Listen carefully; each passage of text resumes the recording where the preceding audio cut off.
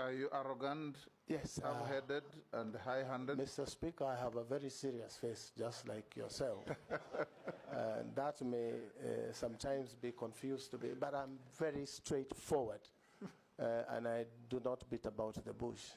I say things as they are, and this is where people wonder whether doing things right or doing the right things is the thing to do. I believe in doing things right, but doing them right.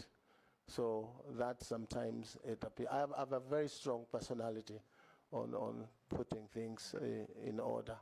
And that is why I was able to bring order to Kiambu, a very difficult county. How come they rejected you after one term?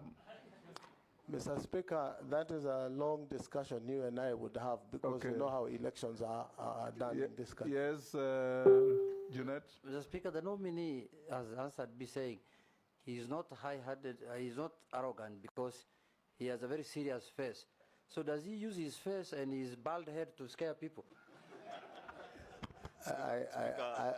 Speaker, maybe because there's also a question CS nominee did not answer, but probably just in defense of him, Honorable Speaker, on that, or without being seen to defend him, from a question by my colleague Jeanette, is probably a character trait of people from Kiambu, of being straightforward, saying it as it is, and we are at times misconstrued to be arrogant.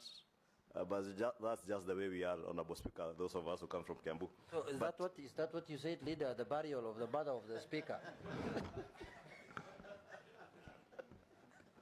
Honorable Speaker, CS, my question on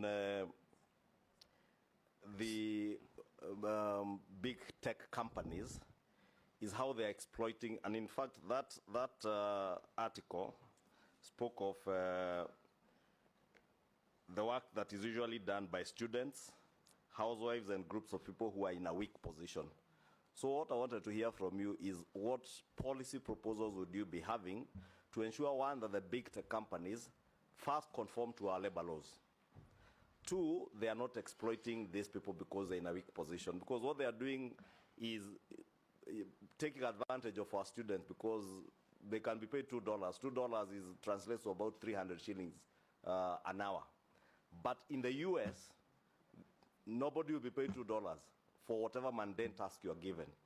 So I'd want to hear what policy proposals you'd bring into the ministry to ensure that we enforce our labor laws with the big tech companies, as much as we're in a third world and developing country, but also big tech companies are not taking advantage of our resource, because these young people who are tech savvy are a resource to this country and to the world, and therefore they ought to be compensated properly.